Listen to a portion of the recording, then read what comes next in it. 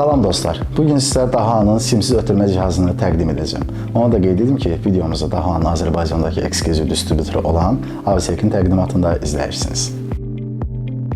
Dahao'nun mərkəzi ofisindən texniki komandanın bildirdiyinə görə bu cihazlar bir-biri ilə sinxronlaşdırılması və eyniləşdirilməsi üçün cəmi 2 əsas dəyişiklik etmək kifayətdir. İndi isə cihazların qoşulmasına keçək. Cihazlar fiziki olaraq qoşulur və ilkin əlaqə mərhələsi həyata keçirilir. Hazırda konfiqurasiya aləti aktivdir.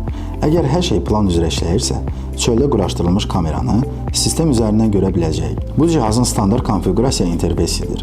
Burada müxtəlif parametrlər mövcuddur. Şifrələrin dəyişdirilməsi, tezlik gücünün yoxlanılması və digər texniki göstəricilər. İndi əsas konfiqurasiya hissəsinə keçək. Yuxarı menyudan Settings bölməsini seçirik. Standart olaraq sistem Station VDS rejimində işləyir. İki cihazdan biri Access Point Auto VDS rejimində olmalıdır.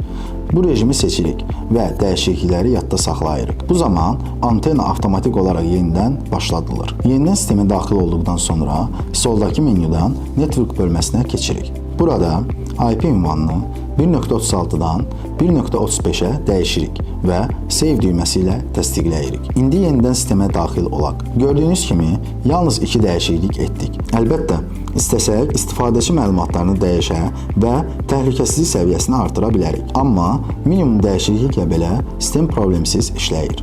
Bu, həqiqətən sürətli və rahat quraşdırılan bir həldir. Bax belə dostlar, bugün sizə Dahao'nun simsiz ötürmə cihazını təqdim etdim. Onu da qeyd edim ki, videomuzu Dahao'nun Azərbaycandakı ekskluziv distributoru olan Avisekin təqdimatında izlədiniz. Növbəti videolarda görüşərik.